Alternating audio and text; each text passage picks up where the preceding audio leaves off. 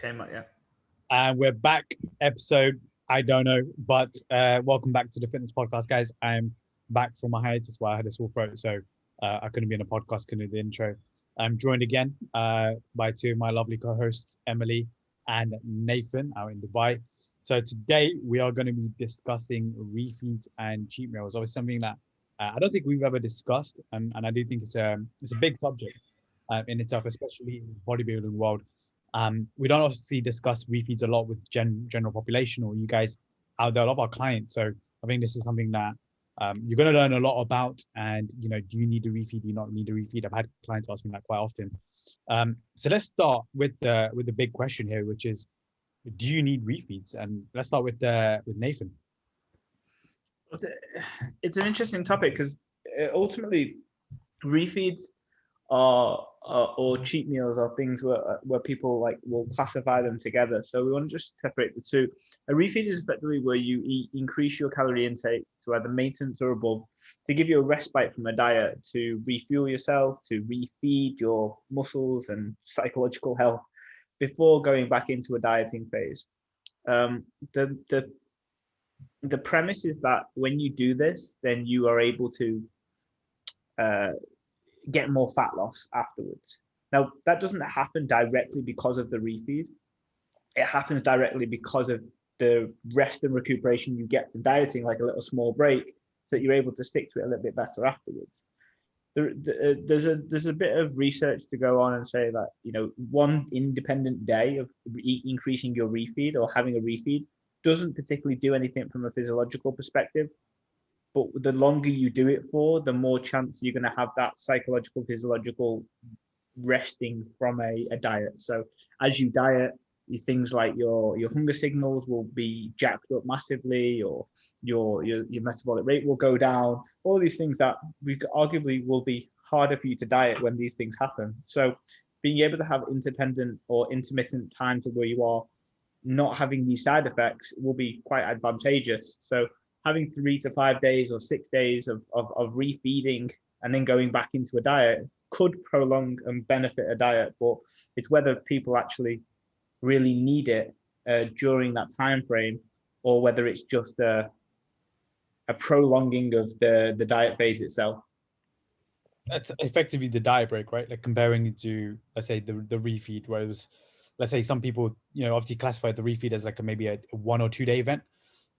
Whereas a diet break may be prolonged to a month potentially, depending on, obviously, some people have, let's say if you're ready early, then you may want to kind of just have that diet break. If you're another thing could be, you are not in a rush, but you still just want to take a break from dieting. We've known the whole classic take a 2-week break from it. Emily, what's your thoughts on refeeds? And obviously you've done plenty of photo shoots. You probably had more refeeds than, let's say, most of your clients over here, right? So what's your kind of thoughts on this as well? Yeah, I mean, refeeds become more and more important the leaner you become, because that's where you will have the most physiological changes to your body, where your hormones actually are out of whack. And I think especially for women are more susceptible for down regulations of certain hormones the leaner you get. So having a refeed strategically put into someone's diet phase when they get leaner, or sometimes even earlier, it all depends there on the psychology of someone as well. Like maybe you need to have a refeed to be able to diet psychologically. But I think if we're looking at the importance of it, they come later on. Like the leaner you are, in order for you to get to where you want to be without it doing too much damage physiologically and potentially psychologically as well. I know that from my own experience anyway, that, I remember my first photo shoot, I ended up having a double refeed every weekend and then a high day on a Wednesday. So that's how often I had refeed. So we can call them really high days. Depends on how you want to see them. You can also look at carb cycling and go, I'm just going to have a really high day on 2 days of the week. And that could be classified as a refeed. But yeah, I mean, in my opinion, I've always done better having more frequent refeeds, knowing also that I have a quite sensitive cycle and my body is quite sensitive to dieting if done so hardly. So yeah, I think they definitely have a time and place in someone's journey, but it really depends on the individual. Yeah. So the Go on. no, go. I was just saying with your clients, and obviously in the past, me and Nathan have had this debate, not necessarily debate, but we've had this chat about, like, with clients needing refeeds. And specifically, like, we're not even talking about bodybuilders because obviously they're different. And I think obviously, let's say Emily, you're also kind of different in this situation because you're probably leaner than most people generally, that when they get into the shoot level.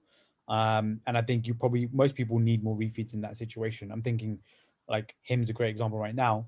He's had more refeeds pretty much every single week.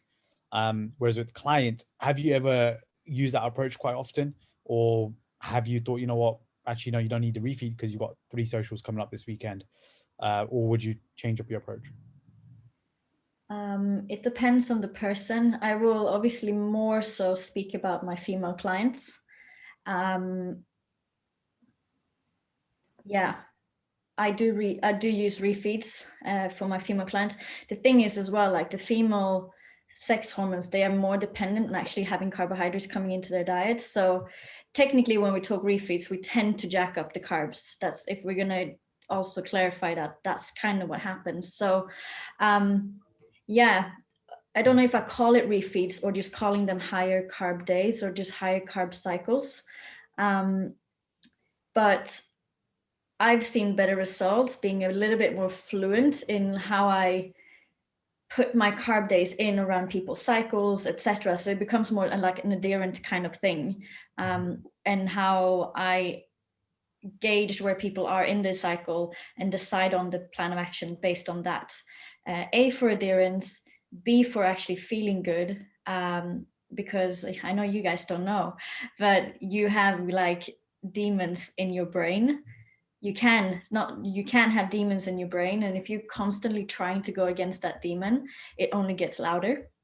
So sometimes I think that if we can work with those emotions whilst actually getting somewhere where they need to be, I think that's sometimes a better approach. But then again, like, every woman on this earth is super different.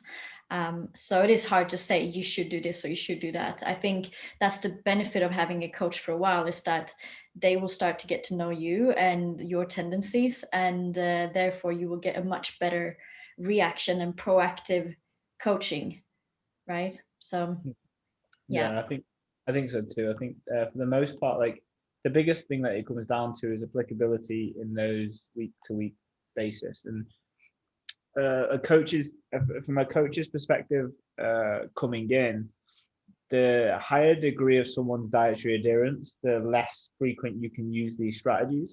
So if you're out, like Kunal said, if you've got 3 social events this week, there's very, very limited chance that you're going to have 3 social events, nail the calories, and then get a refeed on top, because it just doesn't add up. Why would you add more variability or more calories to something that is already probably more calories anyway? So you have to think about what type of lifestyle that you have. For the most part, I've seen refeeds work with very, very, I don't use the word robotic clients, the ones that are more like structured in their weeks, the ones that have more of their variables completed.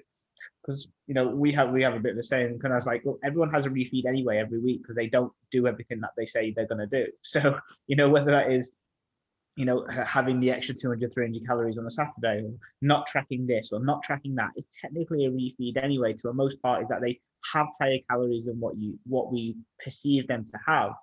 So it's always a bit of a cat and a mouse scenario with, do they really need it because they're having stuff anyway? We look at underreporting being upwards of 40% when we're working with clients anyway. So, why would I add 40% on top of 40% for their variability? But like I said, like I've just given a couple of people the refeeds, like a couple of days refeeds as they were coming down into their diet, because they were past the schedule that we had. So we had a goal of hitting 72 kilos. They were at 71 2 weeks before they were supposed to do that. Clearly a bit too aggressive on the fat loss. Absolutely fine. We chip it all off. And now you can afford the fruits of the labor of being able to refuel and not have to go as aggressive. But for those that have high levels of variability, if you're someone that can't stick to a diet for more than 5 days, you don't need a refeed because you're having one anyway, because you're eating more. So it's always a difficult conversation, because people are saying, oh, I want a cheat meal. It's like, well, okay, well, what do you class that chocolate bar that you ate last night and didn't tell me about? Or what did you class the samosas that you had at the weekend that you didn't tell me about either, or that you did tell me about that you just was like, oh, I caved in. That's a refeed. Basically, yeah. I 100% agree with that, because obviously we came from like our chats used to come from this basically when we used to talk about refeeds quite often. And like I said, I always said this to Nathan. I was like, look, most people have refeeds every single week anyway. Because like if you're not dropping body weight and you're kind of static in a like a maintenance, and your goal is fat loss, there's something going wrong where you're overeating or you're not tracking calories like to the T. And he, correctly, Nathan said it, look, it's for the robotic people. And I typically tend to use like the refeeds in the lead up to someone's shoot, just so I want to feed them up. And not necessarily just in peak week, but in maybe 2 weeks leading up to it. I know, because number one, they're already robotic in that sense, because they're like, I've got to shoot in 2 weeks time. I can't mess things up. I'm just going to listen to my coach. So in that sense, it makes it easier to say, let's bump up your carbohydrates to 400 for 2 days. Let's see how you look. Send me your pictures, send me your body weight, etc. It makes it very easy to figure out what the changes are at that situation. Same thing with you, Em, right? Like when you were like lean, like those changes made sense, where you can say, okay, let me have a refeed, because you want to have a look. What does my look like when I have increased it to X amount of carbohydrates? So I think, yeah, it depends obviously in the individual. Like I think everything we say right now is generalized, but when we do look at check-ins, and majority of check-ins, especially with gen population, like some are going to be robotic, some are going to be in that maintenance stage where they want to go for fat loss. And then if you say to them, okay, we're going to have a diet break or a refeed, a lot of them actually are against it. I'm not. What do you guys think about that? Like, have you had clients who've been quite against, like, oh, I don't want to have a like diet break's a big one, which we can kind of get into in a minute, but like refeeds, because refeeds are typically long. It just depends, obviously, like maybe a 1 or 2 days, 3 days max, and then you're like, okay, we'll go back to these calories. But have you seen pushback from your clients? Yeah. Well, yeah. I think when they don't understand what it is, there will be a pushback, right? Because then they think that, oh, if I'm eating more food, I'm not going to have the results. So the pushback comes from just not having the knowledge. But I think just to point that out as well, because you were talking about the robotic people, it's only applicable to them. I think yes, because you know what you're dealing with. But I think ultimately we don't plan in like, oh yeah, by week 6 you're going to have a refeed. It's like they're all coming based on the results that's coming on a weekly basis, right? So at some point you go, as a coach, right, I think it's time for a refeed. It's not like, oh yeah, now we've done this for 12 weeks and that's when we need to have it. So I do think, going back to people that may not be robotic and 100% tracking everything and they still get fantastic results, could be applicable for them too, because they're still getting the result. The only thing is that it's harder to gauge what they need or what they're doing. But I don't think that it's not applicable for people, as long as the results are coming and they're in line with where, like, the targets every week. And maybe, again, as we say, like refeeds tend to be that we increase the carbs over 2 or 3 days. I tend to do 2. Have done 3, but mostly I think I just do 2. And but I think sometimes there you can just go, it doesn't have to be carbs to be like, okay, just go out and have that nice meal, or go and have that pizza that you've been longing for, or whatever it's going to be, right? So it doesn't have to be like you need to measure up oats and instead of 50 grams, go to 150 grams. It works for the robots, but for some people it doesn't work, right? So refeeds are, yeah, it's a guideline, but it also isn't like that set in stone. Obviously, from a coaching perspective, it's a lot easier for us to go like, oh right, so he had all of this and we saw this happening afterwards. It's cause and effect and it's very easy, but it's not always that easy for the coaches to get like the accuracy all the time, right? So yeah. Yeah, I guess the probably the wrong word is robotic, and more the best word for it is less variability. And if you can have less variability, you can make an assumption based on those variables. Because I would probably go down a different route, because I don't believe just because of the desired result at the end of the week gives you a desired particular outcome. So let's say, for example, if someone it's not what you do, it's how you do it. So let's say, for example, if a client loses 0.7 or 0.8, and that was that point where we're like, okay, cool, we'll have the refeed. But if they've done that 0.8 in a way that was not particularly the way that we wanted it to, it may not serve us right to do a refeed. Like if you've had 3 high days on your own back and then done 4 days of really crash dieting, I would say that you probably wouldn't need the refeed at the end of the week, because there needs to be a solution to a different problem. So I guess the signs and symptoms that you're looking for, this is probably much more helpful to go down the route of. It's like signs and symptoms. What would result in a refeed would be consistent dieting in a deficit, potentially periods of lower energy than utilize it, lower than normal, potentially drops in training performances, but continually still on course for the results that you want. And then equally exceeding the rate of loss that you're going for. So let's say, for example, if they want to use 10 kilos in 10 weeks, but in the first 4 weeks they pulled off 6 kilos, then you'd be like, okay, maybe we'll give you a refeed because we don't need to go as fast over the other weeks, which then gives you a respite over the weekend. And they're the real major reasons why I would look at refeeds. Outside of that, it would be more so from a dietary setup perspective. So people may enjoy from a lifestyle to have these higher days at weekends and then be prepared to be lower during the weeks. And that will be a good way of just, I don't know, setting people up for success from a dietary perspective, not per se of having a refeed at heart. Like it's more like just a better way of dieting for most people. Like you can look forward to the weekends, you can kind of suffer through the week, you can do your cardio to get to that point where you have the higher days at the weekend. That would be just a really good way of dieting people in general. Don't you think we need to then take away the word refeed? Because that's just a strategy, right?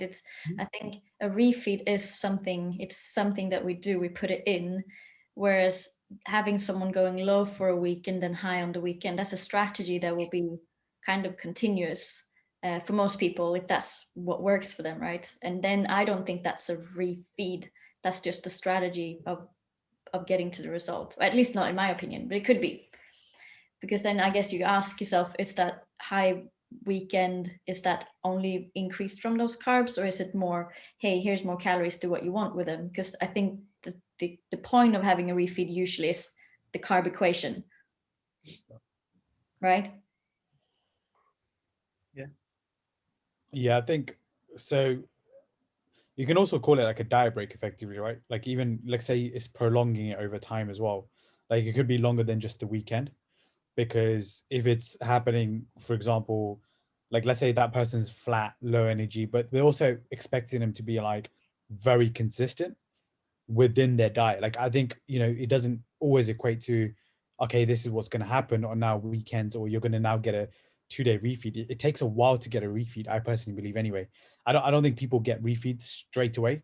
Like I know I got mine like maybe 12 weeks after like me dieting for a while. Like again, it's 12 weeks of consistent dieting as well. That's when it's like, hey, look, you now have a refeed. And I think sometimes with and I get these questions a lot from like Gen Pop. They ask me like, my clients, because obviously majority of Gen Pop, because they watch bodybuilders, let's say on IG, you may watch a Bridgman right now who's about to compete, and he's got like a 2000, he's on 2,400 calories on a deficit, for example, right? And he goes, oh, I'm going to go on a refeed of 4,000 calories. Clients may think they want to do the same thing, but obviously everything's a bit different. The variabilities are completely different. The muscle mass is completely different. The gear is completely different as well at the same time. And I think sometimes people don't realize that, refeeds happen, but also, we're not trying to, again, he's not had a social life in 6 months. He's not gone out once socially in 6 months, whereas you've gone out 3-4 times since since restaurants have already opened up. So therefore, the whole refeed scenario doesn't make sense for you in that moment. Now, if you're struggling, let's say quote unquote with the diet, then why do we just pull you out from the diet and out of the deficit and take that focus away from actually just being in a deficit and just focus on, okay, how can you just maintain this? Because firstly, people also struggle with maintenance, right? Which we can kind of go down in another rabbit hole in itself. But let's go with like the situation diet breaks effectively, because they're kind of interlinked anyway, right? You got refeeds, which is like a 1-day event. Then you got like diet breaks, which could be like a 2+ week event. What's been the success rate with your clients with diet breaks, and both you and Nate? You want to go first then? No, you can go first. So for me, I like diet breaks more so than I like refeeds. Because generally because of the variability piece, but secondly because generally when you're looking at diet breaks, it's normally from a standpoint of taking a gap or a stop between a dieting phase and then what is going to be potentially going to be maintenance in the future. You know, for the most, if you're over 100 kilos and you're trying to get down to being lean or leaner, you know, you're going to lose, 30 plus kilos, even 40 for some people, and that's okay. But you're probably not going to do that in one go. It's probably not advisable to do it in one go, and normally it would be successful in one go for most people. So breaking it up into chunks helps people conceptualize it. So having periods of 12 weeks of dieting, 4 to 6 weeks worth of diet break maintenance, then moving back into a diet for another 12 weeks, then chunking it up in these specific blocks. Not only does it play from a psychological perspective, but you can see what it's like to hold your body weight in these new scenarios, which is also incredibly useful for you to kind of being like, okay, this is what 85 kilo feels like and holding it. This is what 75 kilo feels like and holding it. And then you can move down this spectrum. And the longer you can hold these new numbers, the higher percentage chance that you've got of keeping it off in the long term as well. So it's almost, as you said before, a lot of people really don't like when you pull them out of a diet and say, look, this is best for you the next 6 weeks, or this is best for you the next 4 weeks. But it's getting over that fear that there is life after dieting. There is a different spectrum to look at. There's a different diet, a different goal completely to holding this new weight. So putting people in chunks is really a successful way of dieting for more than 20 weeks at a part. I think for me personally, anything after 16, 20 weeks in one go becomes highly unproductive for most. And ultimately, you can either go down the road of people dieting after 20 weeks where they're getting the 0.1s and 0.2s off. They know that they're not following it completely. You know that they're not following it completely. It's fine, and as long as they're happy to do that, that's okay. And if they're deeming success as 0.1s and 0.2s and just slowly dwindling it down so the weeks they don't lose anything, that's fine. But for those that want to make significant chunks of their body weight coming off weekly, having those chunks of time is going to be incredibly useful. And like I said, it's the practice element of long term in between spaces of dieting that really does help from a psychological perspective. I've seen a massive correlation between those that have had a diet break for more than 3 or 4 weeks, held their weight, and then gone back into another diet, lost 10 to 15 kilos again, and then they've had no issue with reverse dieting and maintaining because they've already practiced it once already. And therefore, when they get to this end point of the quote unquote finish of their diet, they know what they're doing. They know exactly how they're behaving because 12 weeks before that, they were doing the exact same thing.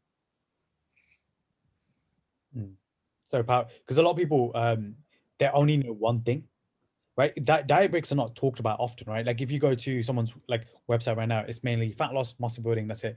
No one ever talks about diet breaks to a large extent. Like right now, we're talking about it because it is it's part of people's journey effectively, but it's also Nathan mentioned, it's a link towards your next phase, like the after diet. And it's kind of understanding that's important to you guys. Again, people may think, yeah, look, I'm after fat loss because I haven't lost weight in whatever, I want to change my life. But it's also, look, that's all dandy, it's all great, but if you go back to where you were again from the very beginning and you have no experience, this is why obviously we always say quite often now, 12-week diets are done, they're done and dusted. They're very 2011, they're basically putting the back burner. If you come in with that mentality, you've got to think, okay, am I setting up myself for success or am I not? And I think these people will start to realize that as obviously the journey goes on. But yeah, 110%, I think it puts them in that kind of equilibrium of kind of understanding, oh wow, there's actually, I can increase my food, I can manage a social probably a lot better because my food is increased. I feel less stressed because I'm not now dieting. And then when you need to go back to dieting, you're actually like, all right, cool, now I have the game plan. It's way easier.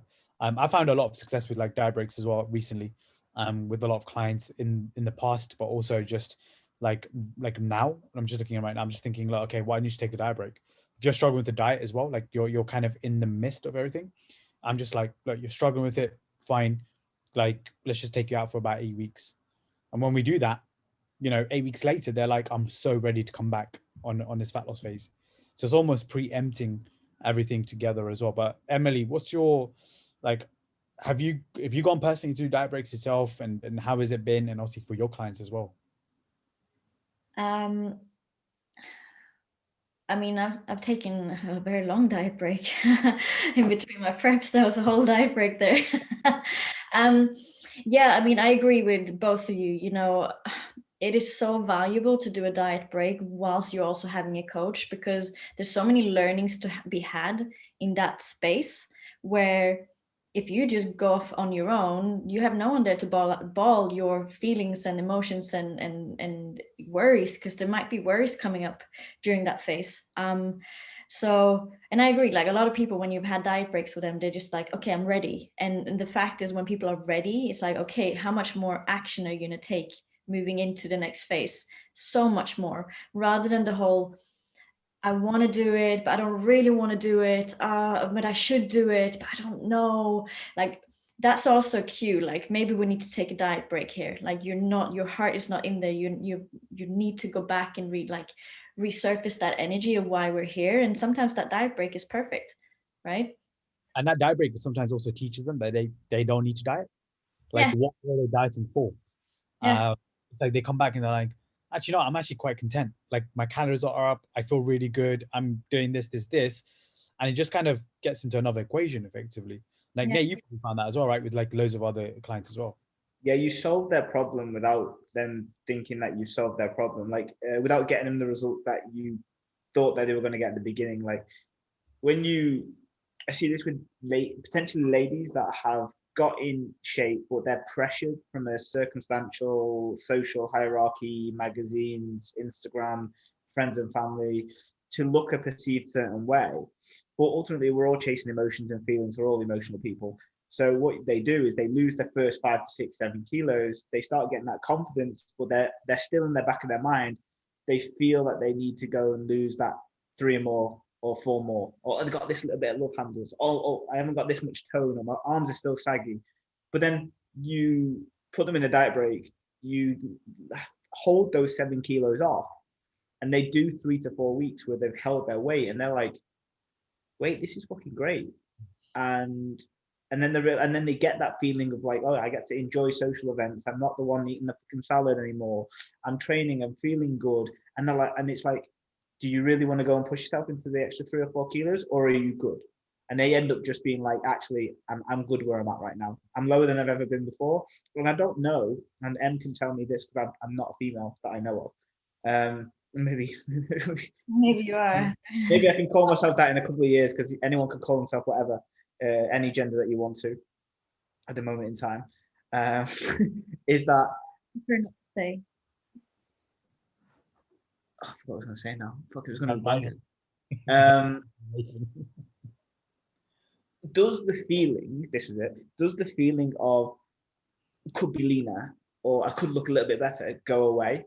Because for me, like, that hasn't gone away for the way I've looked, because I've been in great shape.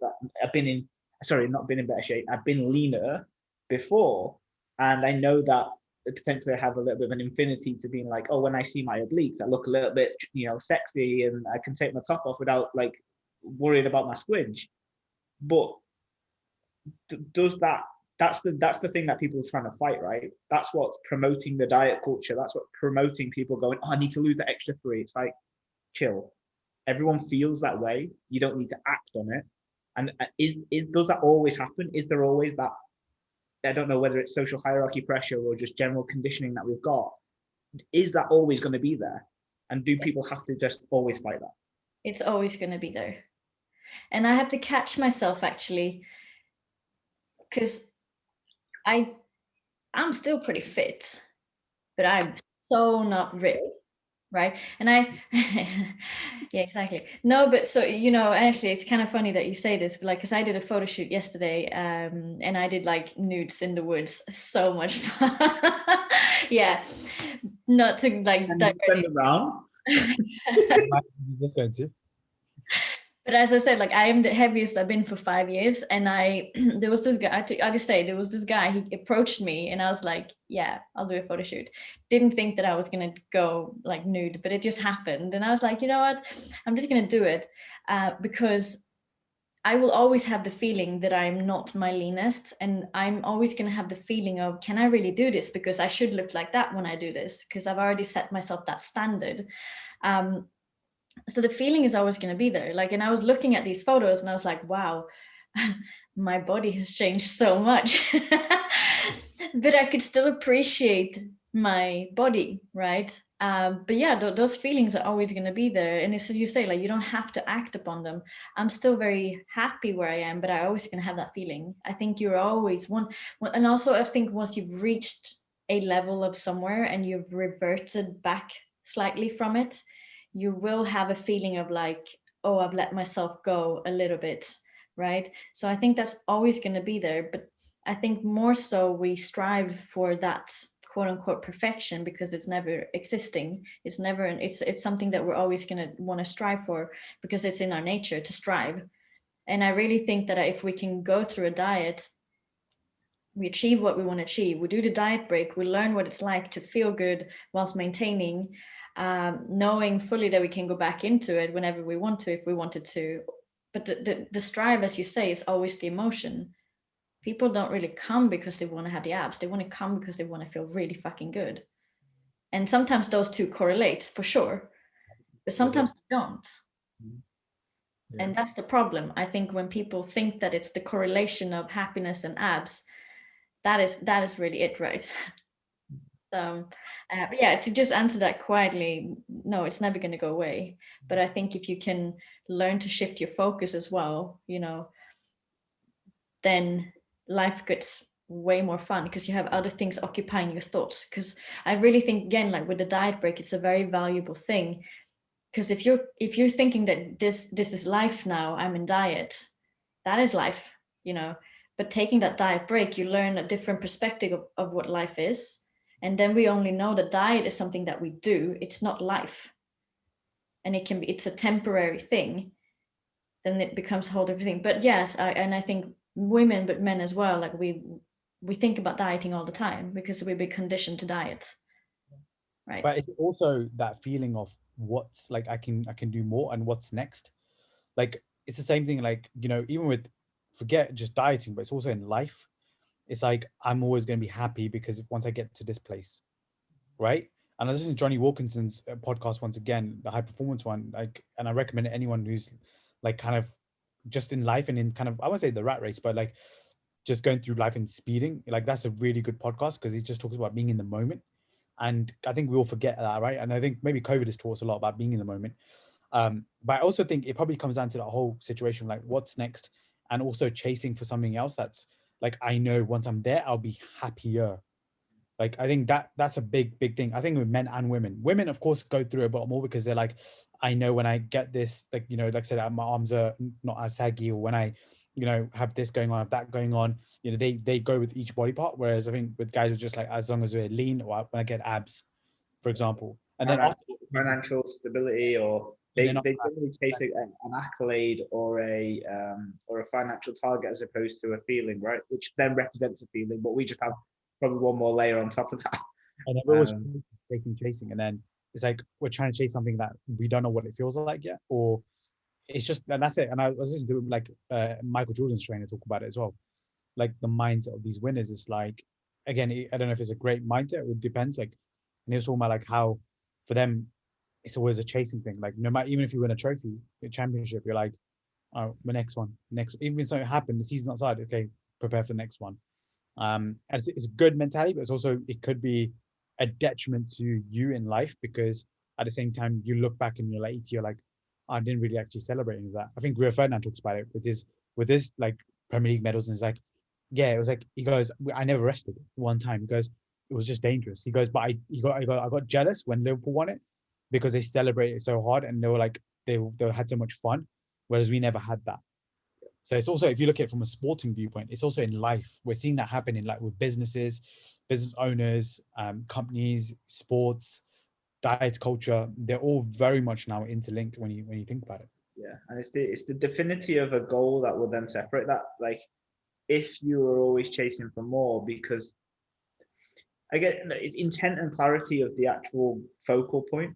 Like, yeah, if your goal and your intent is to diet, but then you know nothing else, you don't set any other goals that are apparent to that or opposite to that, that change processes, habits, and systems that you then put in play, you're always going to come back to that same easy conditional metric. It's like, if you always keep the snacks in the cupboard, you're always going to fucking eat them. Like, but if you change what you actually aim for and the way that you aim for it. So I had this same conversation with my therapist, classic, is that we spoke about how would I be the same person if I had if I didn't have my insecurities or my core beliefs driving the way I function? Would I be as high performing? Would I be, running a successful business? Would I be waking up with an urge to go and do work? And she was like, no, you probably wouldn't, but you wouldn't also value them as success. Yeah. And that would be the difference between the two, because you would value different things in a different order. So like how Michael Jordan valued the winning, because that vilified and gratified his insecurities of when he was younger, and his dad, and his all of those things and the accolades that he got, and that's what he defined as success. But then if we're looking back at the diet culture and looking back at, do I need to go lower? We define success as lower body fat percentages, leaner abs, and being more favorable to the opposite sex because of those criterias. But actually, if we change the actual goal in the intent of what actually happiness is or success is for us, then we can change that particular outcome every single day. And I think that's the same thing, is like, no, you wouldn't be the MVP, you wouldn't be the all-time leading scorer, but you would arguably be more happier because you're defined by a different set of rules. Like, he was happy potentially for a long period of time. Actually, no, he wasn't. He was unhappy achieving those goals because he had to put a lot on the line. Whereas it depends on what your actual outcome is that you're trying to achieve. If you're trying to fuck you money type of mentality, where you're like, I'm gonna, insecurities driving it, I'm gonna go and prove X a person wrong, then you're gonna go always above and beyond and actually put yourself out. And he's one of maybe, if you look at that type of behavior, he's one of 10 million people that have got that same behavior, but we celebrate his accolades because of the things that he's achieved. But you don't look at the other 9 million people that have drove themselves to fucking brink of alcohol, debauchery, brokenness, dropping that. Even if you look at the sport, the people that tried that and ended up not going to the NBA because they ended up selling their signature for fucking 20 quid or whatever, and then not being able to be drafted. Like, all of these people that are doing all of these things, we celebrate one person that has overcome their insecurities, but we don't look at the people that actually stopped halfway up to go, I'm good. And that's also like a problem as well. And I think the more I think about the things, the more I explore, the more I'm like, what's actually driving me to that next financial target, or what's driving me to that, how many clients do I need? And it's nothing to do with how happy I am or the priorities I have. It's more to do with the insecurities and the core beliefs that are really being challenged daily, that that allow me to go above and beyond where I don't really need to go to if I was defining it off a different hymn sheet. But unfortunately, we all have those two conditional elements. One is what we've been conditioned and what their insecurities, what our core beliefs are, what are driving us forwards. And then we've got the subconscious little kid that, wants to just be happy, loved, and fulfilled. And I think that if you can define those two, then maybe you're onto a winner. That's where your answer will be then. Yeah, and I think and the diet culture is now moving like away a lot. I think that's the reason why the after diet is talked about way more than before, because previously it would just be like, look, I know I'm going to be dieting for life because I'm going to do this thing for 4 weeks, and then after that, I'm going to go back to eating quote unquote normal, and then I know this works for me, and I'll do it again for short term, 6 months later or whatever. So it's that constant cycle, and then it's kind of going on the brink, not on the brink, on the brink. Like, it's just, and I think that's something that we as an industry are kind of working on a lot. I personally believe, like, I've seen huge changes now, and I hope it continuously changes over the next decade as well. And we guys are like the forefront of it, so I think it'll be really, really cool. But beautiful podcast. I look forward to being back next week. If you guys can obviously send it to your friends, family, subscribe. You know, if you got any questions as well for us, if you want us to discuss any specific topics, feel free to help our Instagram DMs. Mine's at Came Out Fitness. Emily, what's yours? Emily Anger. Anger, and then Nathan.autonomy, right? Yes, sir. Perfect. All right. Catch you guys next week.